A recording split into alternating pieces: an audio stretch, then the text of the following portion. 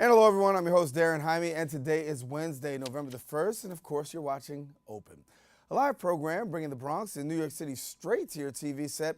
Now we want to encourage you to stay connected to us, and you can find out more about us on Twitter at BronxNetTV and Facebook at Open BronxNet Television.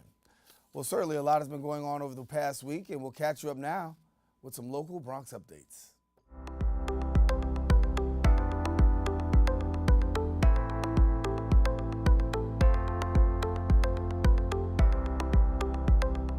Well, it's the day after, and Americans, and particularly New Yorkers, are trying to recover from the deadliest terror attack since 9/11.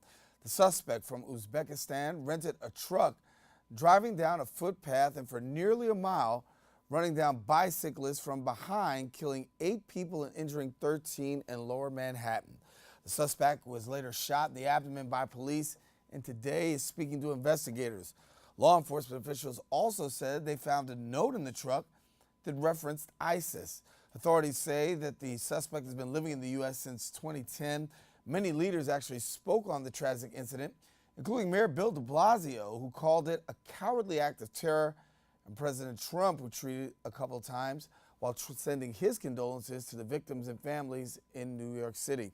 We'll keep you updated with this story a little bit later on in our political update segment and later on Open. Well, New York City is stepping up its fight against school bullying.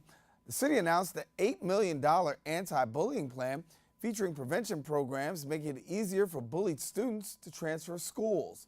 The money will also be used to create community workshops on bullying prevention, provide more funding for student clubs such as gender sexuality alliances, expand mental training, and a bullying compliant portal for families. Well, according to DOE officials, the plan comes shortly after the recent stabbing at Wildlife Conservatory High School that involved bullying and resulted in the killing of 1 student. Now, so far, 20 students have requested transfers from wildlife conservation after the fatal stabbing.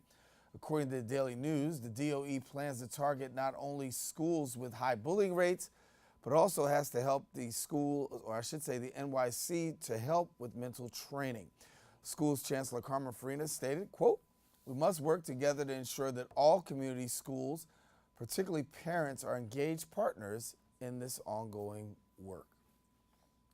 The new City Island Bridge is officially open. City officials, including Bronx Borough President Ruben Diaz Jr., State Senator Jeff Klein, and Assemblymember Michael Benedetto, and City Council Member James Vaca, all gathered for the ribbon-cutting ceremony of the bridge. The replacement bridge was part of the controversy that included a lawsuit over proposed replacement bridge cable design, but was later resolved by Mayor Bill de Blasio. Now the new bridge has 3 lanes of traffic supported by 2 piers, a pedestrian walkway, a protected bicycle lane, and increased vertical clearance for recreation vessels.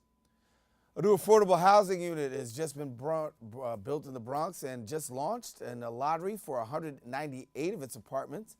The rental for the apartments includes mixed studios, 1 to 3 bedrooms, and they're all offered in different income brackets. Now residents from Community Board 3 will have preference on the apartments. Some have been put aside for those with disabilities. The project is almost finished and will give a lot of people something to look forward to, such as a laundry room, fitness center, a landscaped sitting area, and an on-site gardening program. Well, in other news, the Accia Network held its annual gala, honoring leaders along with influencers in the community. The network also dedicated the gala to Puerto Rico and the relief effort. Our BronxNet reporter, Alexandra Garcia, has a story.